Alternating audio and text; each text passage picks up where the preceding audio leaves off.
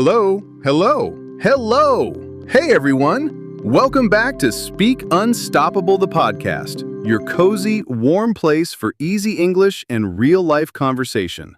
Hi, John! Look at you! You're suspiciously calm today. Suspicious calm. That sounds a little dangerous, right?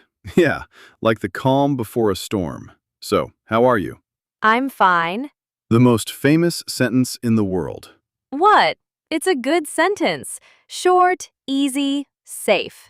Yeah, but come on. Not just, I'm fine. How are you really feeling today? Okay. Honestly, today I wanted to give up on everything. For about 5 minutes. Whoa, everything? That sounds serious. What happened? You know those mornings when you open your eyes, look at your life, your to-do list, your goals, and your brain just says, "Nope, I resign, I quit, good luck, bye." Oh, yes. Like your brain wants to hand you a resignation letter. Exactly. Dear human, I'm tired. Find a new brain. Love, your brain. Maybe some of our listeners know that feeling too.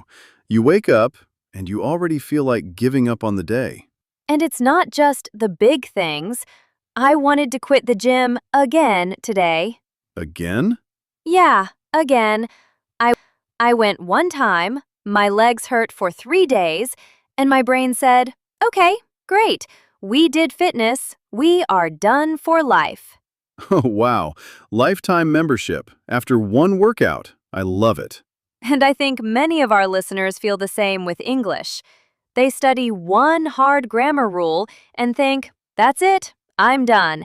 I'm breaking up with English." Write one difficult tense, one confusing sentence, and you feel like throwing your textbook out the window. But if you're here, listening to us right now, it means something beautiful. Yeah, it means you didn't give up yet. You're still here, still learning, even if it's hard. So today, we want to talk about that. Today's episode is called Don't Give Up on Yourself. Yeah, we're going to talk about those moments when you want to give up on English, on your dreams, on your goals, and how you can keep going in a kind, realistic way. And don't worry about the language. This is a B1 level episode, good for easy English conversation practice, daily life English, and real feelings. And if you're more A2, you can stay with us too. Some words are new, but we'll explain the important ones as we go. And we also want to hear from you in the comments. Finish this sentence. One thing I don't want to give up on is because... For example, one thing I don't want to give up on is my English because it's my dream to travel, or my health because I want to feel strong. And your sentence doesn't need to be perfect, just honest. And vocabulary lovers, don't worry. At the end of the episode, we'll do a calm word tour recap, where we slowly repeat today's important words and idioms. But first, let's answer a big question. What does never give up really mean? Is it healthy? Or is it just another way to make us feel bad? Yeah, because Maria, sometimes never give up sounds a little scary. Scary how? What do you mean? Well, it can sound like never give up, never rest, never cry, never slow down, just work like a machine. Oh yeah, that toxic hustle idea. If you stop for one day, people say you're lazy. Yeah, but we don't believe that here. No, not at all. When we say don't give up on yourself, we mean something quieter, softer. Right? And there's a beautiful word in English for that. Perseverance. Perseverance. Yeah, that's a good one. It means you keep going for a long time, in the long term, even if in the short term you feel tired or sad. You don't have to be fast. You just keep coming back. And there's another word I love. Resilience. Yeah, I hear that a lot. What is resilience for you? For me, Resilience is like a tree in the wind. The tree bends, but it doesn't break. Life pushes it, but it still stands again. Oh, I love that picture. You can bend, but you don't have to break. So, never give up doesn't mean never rest. It doesn't mean never feel bad. It means even if you fall, you don't completely give in. You don't throw your dream in the trash. Yeah, I like one very human definition. Never give up means don't throw your dream in the trash just because this week was hard. Exactly. You can rest, cry, take a break, and still not give up on yourself. So, if you feel tired, that's okay. That's normal. Yeah, but then why do we feel like quitting so often? Good question. Maybe you're not weak at all. Maybe life is just really heavy right now. Yeah. And many learners think, I want to give up, so maybe I'm lazy. Or, I'm not strong enough. Other people can do it, but I can't. But usually, that's not the real story. Right. In real life, we face a lot of obstacles, problems, blocks in the road. Yeah, exams, money, time, health, family responsibilities, work, all of that together. And then, on top of that, we have setbacks, times when things go wrong. A setback is like you move one step forward and then, boom, something pushes you 2 steps back. Yeah, like maybe you study hard and still fail a test. That's a setback. Or you practice speaking and then someone laughs at your accent. That's a setback too. And when you have many obstacles and many setbacks together, life starts to feel like an uphill battle. Uphill battle, yeah. Like walking up a very steep hill with a heavy bag on your back. Exactly. In that uphill battle, every step is hard. You breathe fast, your legs hurt, you feel overwhelmed, like everything is just too much. And when we feel overwhelmed for a long time, we start to lose heart. Lose heart. Yeah. Lose heart means you slowly lose your hope, your energy, your courage. Yeah, imagine a learner named Sarah.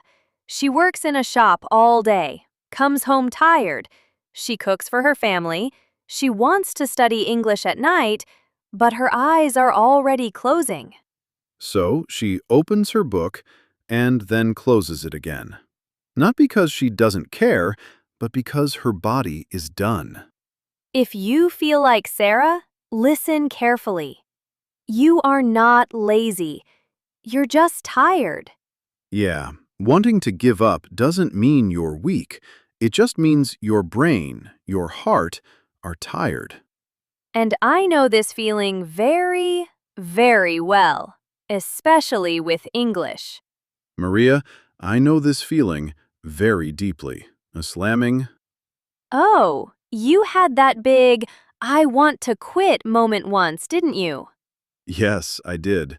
Let me take you there, step by step. Okay, spill it. What happened in that moment? A few years ago, I had what I now call my English meltdown. Meltdown? That already sounds intense. It was intense. I was watching this English video. Everyone said, it's easy, simple, but I could not understand a single sentence. Not one. Oh, yes, that feeling. Like English is a whole different planet and your brain is still on Earth. Exactly. And then I got my test results. Terrible. Absolutely terrible. Wow, double pain. Bad video, bad test. That must have felt like hitting rock bottom. Hit rock bottom. Yes. That means You feel at the very lowest point. No energy, no hope, nothing left. And what went through your mind at that moment? I thought, maybe I'm just not good at languages. Maybe I should give up. Other people can do it, but I can't. I wanted to throw away all my notes, delete my books, just stop. So, you were ready to break up with English. Yes, exactly. Dear English, we had some nice moments, but this relationship is over. Oh, wow. So, what did you actually do? Did you really break up? First, I did nothing. I just rested. 1 or 2 days. I cried. I watched silly videos in my own language. I allowed myself to feel sad, fully. So, no fake smiles, no pretending? No, not that time. But then, something small shifted. I asked myself, okay, maybe I won't be perfect, but do I really want to give up? And what did you decide? I decided, no. I didn't want to give up on myself. I would push through, gently. Push through. Not with huge effort, but small, consistent steps, right? Exactly. I made a tiny daily plan. Just 10 minutes of listening, one short podcast, one video. Sometimes I repeated the same thing 3 times. So, not 3 hours at once, just returning every day. That's real perseverance. Yes, slow, small steps, but consistent. And little by little, I started to bounce back. Bounce back. Returning after a bad time. Feeling stronger again. After weeks, English still wasn't easy, but I saw a small light at the end of the tunnel. Light at the end of the tunnel. A sign of hope even in darkness. So, if you feel done with English right now, remember, you can feel like quitting and still come back. Your story proves it. You hit rock bottom, but didn't stay there. You came back, step by step, gently. And you too, Maria. You had your big I want to quit moment, right? Yes, not about English, more about studies and snacks. Ah, yes, the cookie dilemma. Okay, John, now I'm really curious. That cookie story. Tell me everything. All right. So, I was juggling my studies, my part-time job, helping my family, and trying to keep some healthy routine. You know, life was heavy, very heavy. Oh, wow. All at once? That's a lot. Exactly. And after months of effort, I looked at my results and thought, this is going nowhere. I didn't see progress. I didn't feel strong. I felt done. That's relatable. Some days it feels like no matter what we do, nothing moves. And that's when I reached the I quit moment. I wanted to stop my degree, quit the gym, even stop trying with small daily goals. Wow. So, what shifted? What made you decide to continue? One day, I spoke to my teacher. I said, I think I'm going to quit. I'm not good enough. And what did she say? She looked at my work and said, John, you are on the right track. You just want results too fast. On the right track. Sometimes that when we're rushing. Yes, she showed me small improvements, tiny victories, places where I was slowly moving forward. She said, stick with it, keep going. You'll see a big change later. Stick with it. Stay the course. Yes, stay the course. And maybe allow snacks. My little twist. Snack power? Important. But more seriously, I learned that when the going gets tough, it's okay to take small steps. 10 minutes a day, One short video. One paragraph. That was my focus. Small steps, but consistent. That's the key. And then we talked about the battles inside our heads. The story we tell ourselves can be harder than the exams, harder than the homework, harder than life itself. Oh, yes, that negative soundtrack that plays in our minds, always saying we're behind, we're failing, we're not enough. Exactly. And we realized changing that story, softly, gently, can make all the difference. Using sentences like, "This is a setback, not the end," or "I am on the right track, even if slow." Yes, small sentences, small words, huge heart support. And the third tip? Never fight alone. Yes, that one's huge. Feeling alone can make quitting seem like the only choice. But we're almost never alone. Friends, mentors, teachers, online communities. Sharing even a tiny struggle brings back courage, gives your heart a little lift. Like texting a friend, "Today is hard. Can we study together?" Those words are brave. Exactly. You're not weak. You're brave for reaching out. And combining small steps, changing your story, and asking for help, that's when magic happens. Yes, because sometimes never giving up doesn't mean pushing harder. Sometimes it means changing direction and still staying loyal to your dream. Absolutely. Changing your method, your plan, your pace doesn't mean giving up. It means being smart and gentle with yourself. Okay, John, now we're at the final part. How did everything come together for you? Well, after all those small steps, tiny daily habits, and changing my story in my head, I realized something very important.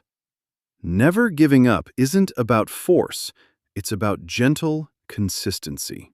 Gentle consistency. I love that.